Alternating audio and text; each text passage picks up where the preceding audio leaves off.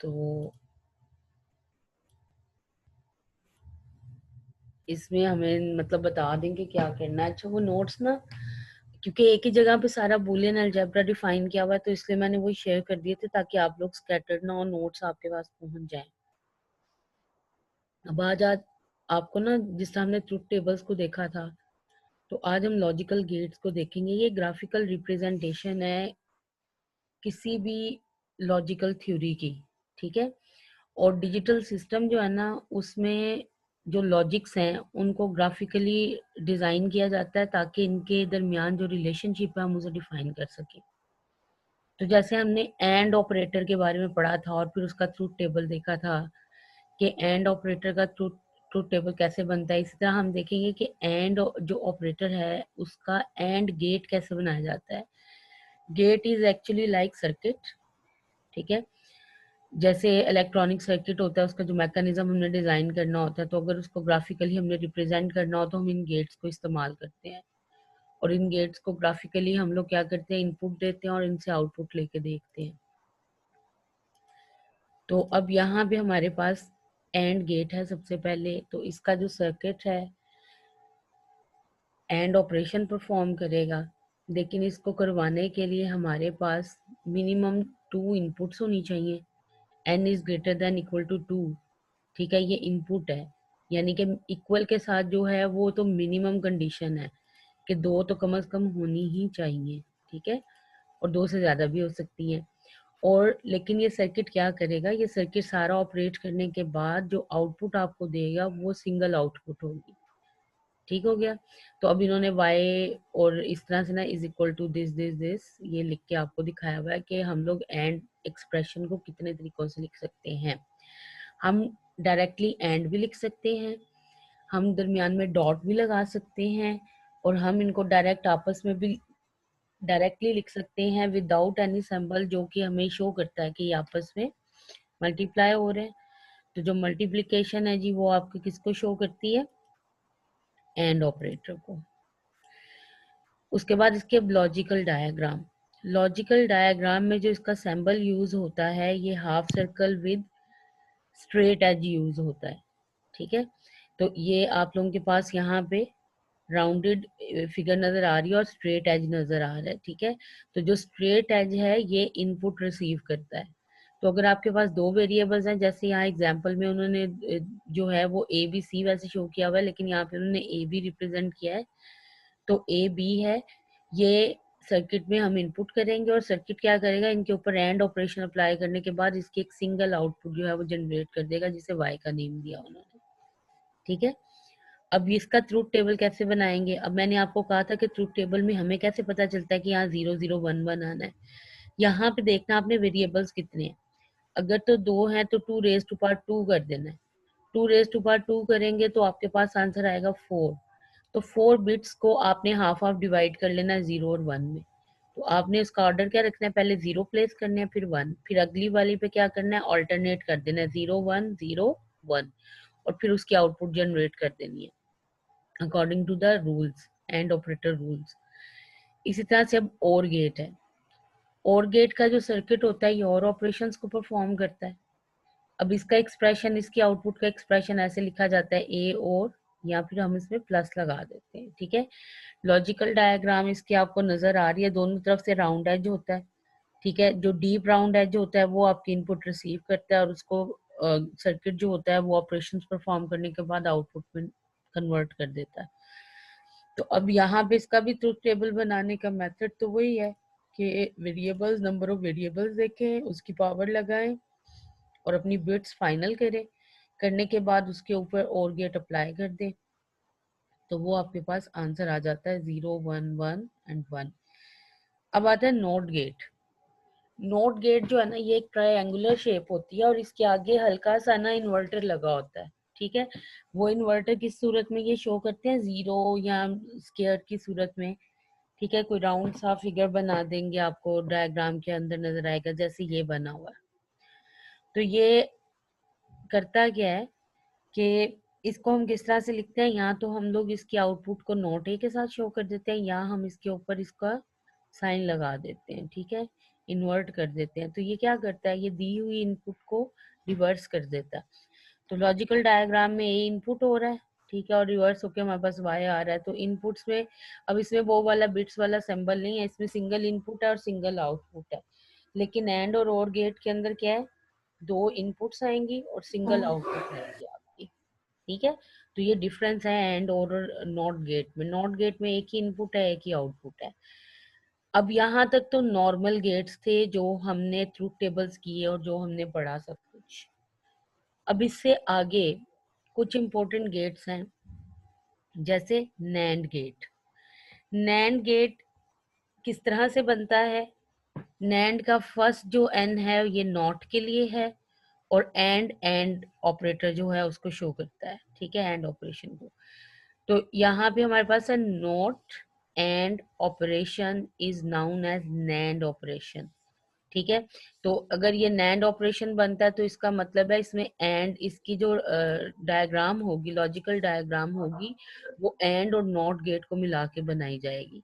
इसके अंदर भी इनपुट के ऊपर कंडीशन, अब देखो यहाँ पे हमारे पास दो दो चीजें हैं, हम नॉट और एंड को मिक्स करने जा रहे हैं, ठीक है। तो लेकिन जो नॉट है वो तो सिंगल इनपुट और सिंगल आउटपुट पे काम करता है, और जो एंड है उसके लिए हमें कम से कम 2 इनपुट्स चाहिए और एक आउटपुट चाहिए। तो इस तरह से ना हमारे पास, अब इसका ऑर्डर हमने समझना है कि हम क्या करेंगे, किस तरह से इसे लगाएंगे। ऐसा तो नहीं है कि आप नॉट पहले लगा दें और फिर एंड वाला ये जो है ये बाद में लगाएं। तो ऐसा नहीं हम कर सकते, क्योंकि हमारे पास रूल ये होता है, जब हम इस तरह से कोई 2-3 गेट्स मिला के काम करते हैं तो उसमें हमारे पास रूल ये होता है कि हम लोग क्या करते हैं, दिए हुए गिवन सेट में, सेट ऑफ गेट्स में से जो मैक्सिमम इनपुट वाला सेट होता है ना, जो मैक्सिमम इनपुट रिसीव कर सकता है, वो वाला गेट हम सबसे पहले यूज करते हैं, ठीक है। तो इसमें भी अब एंड और नॉट गेट है ना, तो हमारे पास एंड गेट में सबसे ज्यादा इनपुट हम एक्सेप्ट कर सकते हैं, दो भी, दो से ज्यादा भी। लेकिन नॉट गेट में एक ही कर सकते हैं। तो इसका मतलब है कि लॉजिकली हम क्या करेंगे कि एंड से जो हम ऑपरेशन परफॉर्म करवाने के बाद, चाहे वो दो हो चाहे दो से ज्यादा इनपुट्स हो, उसका रिजल्ट तो हमारे पास एक आएगा ना, सिंगल। तो सिंगल इनपुट जो इसकी सिंगल आउटपुट होगी एंड ऑपरेशन की, वो एज अ सिंगल इनपुट बन जाएगी किसकी, नॉट ऑपरेटर की। अब इसे हम लिखते कैसे हैं, हम लिखते हैं ए नॉट एंड बी, ठीक है, नॉट एंड सी, और इसको ए नैंड बी, यानी कि दोनों को इकट्ठा इंप्लीमेंट कर रहे हैं, नॉट और एंड। अब यहाँ पे देखो एंड ऑपरेटर, ठीक है, एंड का सर्कल और यहाँ पे नॉट का सर्कल, दोनों को लगाया, दोनों को कनेक्ट किया। अब हो क्या रहा है कि यहाँ से जो इनपुट आ रही है उसकी इस पॉइंट पे आउटपुट जनरेट हो रही है और वो नॉट गेट के अंदर इंप्लीमेंट हो रही है, और वहां से आउटपुट जो है वो रिवर्स होके आपके पास आ रही है। ये है आपको सिखाया गया यहाँ पे कि दोनों को कैसे एक दूसरे के साथ इंटीग्रेट किया गया, मिलाया गया। यहाँ पे इसकी फाइनल डायग्राम है कि अगर इस तरह की डायग्राम आपको नजर आए कि आपके पास half circle with straight edge हो और उसके ऊपर इन्वर्टर लगाओ, तो ये नैंड गेट होगा, ठीक है। ये मिक्सचर होगा किसका, एंड और नॉट गेट का। अब इसका ट्रुथ टेबल कैसे बनता है, ए बी ट्रुथ टेबल बनाने का तरीका तो वही है, लेकिन ए बी के ऊपर इन्वर्टर लगा दिया है, यानी कि ए बी का जो रिजल्ट आएगा, ठीक है, ए बी का जो रिजल्ट आएगा, 0 0 का रिजल्ट अब क्या आना चाहिए था, एंड ऑपरेटर में 0 आना चाहिए था ना। लेकिन इसके ऊपर क्योंकि इन्वर्टर लग गया, नॉट गेट लग गया, तो वो 0 को किस में कन्वर्ट कर देगा, 1 में। तो सिंपली आप ये कह सकते हो कि जो एंड ऑपरेटर का अपना ओरिजिनल ट्रुथ टेबल है वो सारा रिवर्स हो जाएगा। क्यों, क्योंकि उसमें हर जगह पे यहाँ पे 0 0 और यहाँ पे 1 आ रहा है, लेकिन इन्वर्टर की वजह से वो सारे 0 1 में कन्वर्ट हो जाएंगे, और 1 किस में कन्वर्ट हो जाएगा, 0 में, 0। ठीक है। तो ये आपके पास नैंड गेट है। इसी तरह नॉर गेट है, जिस तरह हमने एंड के ऊपर नॉट अप्लाई किया, इसी तरह हम और गेट के ऊपर नॉट अप्लाई कर सकते हैं, ठीक है। और सेम एक्सप्लेनेशन इसकी भी वही है कि आप लोग इसमें भी देखेंगे कि मैक्सिमम इनपुट कौन रिसीव करता है, ऑब्वियसली और करता है, तो हम उसे पहले लगाएंगे और इन्वर्टर को बाद में लगाएंगे, नॉट को बाद में लगाएंगे। तो इसमें भी यही होता है, जो और का जो पूरे का पूरा एक मैकेनिज्म है ना, जो ट्रुथ टेबल बनता है, वो सारा रिवर्स हो जाएगा, ठीक है। तो यहाँ तक तो आपने नॉर और नैंड गेट भी देख लिया। अब आते हैं XOR gate. XOR gate is very important, ये बहुत इंपॉर्टेंट है, ठीक है। XOR gate itself used for security purpose, ठीक है। एक्सोर को क्रिप्टोग्राफी में बकायदा एक एल्गोरिदम एक्सेप्ट किया जाता है और इसको यूज किया जाता है। अच्छा, अब एक्सोर गेट जो है ये स्पेशल टाइप ऑफ गेट है। It can be used in half adder, full adder and subtractor, ठीक है। The exclusive OR gate is abbreviated as XOR gate or sometime as XOR gate. It has inputs maximum 2, ठीक है, minimum 2 and maximum more than 2, और 1 output होगी।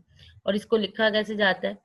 एक्सोर एक्सोर एक्सोर, लेकिन normally ये वाली condition इसकी ज्यादा इस्तेमाल की जाती है, सर्कल में ये जो प्लस लगा हुआ है, ठीक है। अच्छा, अब इसके अंदर इसको इम्प्लीमेंट कैसे किया जाता है? इसको इम्प्लीमेंट ऐसे किया जाता है कि अगर 0 0 के कॉम्बिनेशन है तो यहाँ पे 0 आएगा, अगर 0 1 है तो 1, यानी कि कोई भी एक ट्रुथ वैल्यू अगर आ रही है ना, ठीक है, कॉम्बिनेशन में, तो वो ट्रू होगी, लेकिन अगर दोनों वैल्यू ट्रू हो जाती है तो 0। ये डिफरेंस है इसमें एक्सोर गेट में। अब ये जो 0 0 कंफ्यूजन है ना, कि इन दो बिट्स पे भी 0 आउटपुट आ रही है, इन दो बिट्स पे भी 0 आउटपुट आ रही है, एक्चुअली यहाँ से जाके हम लोग जो है वो देखते हैं कि ये किस तरह से हमें सिक्योरिटी पर्पस में हम इसको यूज कर सकते हैं, ठीक है। तो एक्सोर गेट का काम क्या है, या एक्सोर गेट के रूल्स क्या हैं? एक्सोर गेट के रूल्स ये हैं कि आपने देखना है कि जैसे हम लोगों ने सिंपल नैंड नॉर गेट पढ़ा, एंड और नॉट गेट पढ़ा, तो उसमें भी हमने रूल्स फॉलो किए कि कहाँ पे हमारी जो है वो ऑफ बिट्स हैं और कहाँ पे ऑन बिट्स हैं और क्या रूल अप्लाई हो रहा है। तो जो एक्सोर गेट है इसमें हमारे पास रूल ये है कि ऐसी सिचुएशन जिसमें दोनों इनपुट बिट सेम हो, चाहे वो ऑफ बिट हो चाहे वो ऑन बिट हो, अगर वो दोनों तरफ सेम है तो आंसर क्या होना चाहिए? ऑफ बिट आना चाहिए, ठीक है, 0 0 आना चाहिए। और अगर अल्टरनेट चल रहा है, यानी कि एक ऑफ है और एक ऑन है, तो आपके पास क्या आनी चाहिए? ऑन बिट आनी चाहिए, ठीक है। तो ये आपके पास एक्सोर गेट है। एक्स नॉर गेट, अब इसके अंदर क्या है कि आप एक्सोर गेट जो है उसी के ऊपर इन्वर्टर लगा दें, तो क्या होगा? जो ऊपर वाले रूल्स हैं वो सारे चेंज हो जाएंगे। जहां पे मैम एक्सोर गेट एक सेपरेट गेट है? हाँ, ये एक सेपरेट गेट है, जिस तरह ये ऊपर गेट्स बने हैं ना आपके, यस। एक्सोर एनोर, इसी तरह ये आपके कुछ और गेट्स हैं जो आपकी जो डिजिटल लॉजिक है ना उसको अप्लाई करते हैं, ठीक है। तो ओके मैम, मैंने ये क्लियर करना था कि वो जो नॉर गेट है और नैंड गेट है वो तो हाँ, दो गेट्स को मिला के बना है, तो ये मतलब एक अलग ही गेट है? हाँ, ये अलग ही गेट है। ये एक्सोर, ये एक्सोर का मतलब है कि आप लोग क्या कर रहे हो, आप और ऑपरेटर के अंदर रहते हुए, जो और गेट है ना, यस। उसी को यूज करते हुए आप अपनी लॉजिक जो है वो इस तरह से बिल्ड कर रहे हैं कि वो आपको एक अदर सेट ऑफ रूल्स दे रही है, ठीक है। अब देखो एक्सोर में भी तो ऐसे ही था कि और गेट में होता है ना ऐसे, कि आपका 0 1 है या 1 0 है तो यहाँ बिट ऑन हो जाती है, यस। ठीक है ना, और 0 0 पे तो 0 ही रहता है, लेकिन 1 1 पे वहां पे क्या आता है? 1 आता है, लेकिन वन यहाँ पे आता है। क्या आ रहा है? 0। तो जीरो। इसका मतलब है कि आपने एक और गेट को यूज किया, लेकिन उसके ऊपर आपने लॉजिक ऐसे इम्प्लीमेंट की कि उससे आपके पास एक नए सेट ऑफ रूल्स आ गए, फिर उस उनको आपने कोलेक्टिवली क्या नाम दे दिया? एक्सोर, ठीक है। ओके। अब यस। इसी तरह एक्स नॉर है। एक्स नॉर में अब मैं आपको ये बता रही हूँ कि ये ऊपर वाली लॉजिक को अगर आप इन्वर्ट कर दें, इन्वर्ट यानी कि नॉट गेट इस पे अप्लाई कर दें, ठीक, तो क्या होगा? तो आपका ऊपर वाला रिजल्ट सारा रिवर्स हो जाएगा। 0 0 1 1 1 0 1 1 1, और ये सारे दोनों ऑल्टरनेट जो होंगे ये क्या हो जाएंगे? 0। तो यहाँ पे देखो ये ऐसे ही होगा, ठीक है। तो इसको हमने क्या कर दिया? इन्वर्ट कर दिया। कैसे? अच्छा, अब एक्स नॉर गेट के अंदर देखें, यहाँ पे क्या सब्ट्रैक्टर यूज हो रहा है साइन के अंदर, सिंबल में, ठीक है, और वैसे इसको यूं लिखा जाता है। तो ये इसकी डिस्क्रिप्शन है। तो यहाँ तक हमारे टोटल गेट्स थे जो हम लोगों ने पढ़ लिए और जो हम मैक्सिमम यूटिलाइज करते हैं। अब इसमें अगर कोई कंफ्यूजन है तो वो पूछिए। और यही सबके सब ना आपके उस नोट्स में भी डिफाइन हुए हैं, ठीक है। नो मैम, क्लियर है ये। हाँ चलो ठीक है, बस फिर आज के लिए इतना ही। अटेंडेंस मार्क कर दीजिएगा लाजमी। ओके मैम, तो वो जो उन्होंने रूल्स बताए थे आपने, इन रूल्स के मतलब रूल्स है ये सॉल्व करने हैं क्वेश्चंस वगैरह, वो भी हमारे सिलेबस में हैं ऐड? हाँ वो सब है, वो मैं एक्चुअली ना नोट्स को वाइंड अप करती हूँ वो, ताकि आप लोग उसमें से तो निकलो, आप लोग उसी देख देख के परेशान होते रहोगे कि इतने ज्यादा। तो वो मैं आपको डिफाइन कर दूंगी इंशाल्लाह।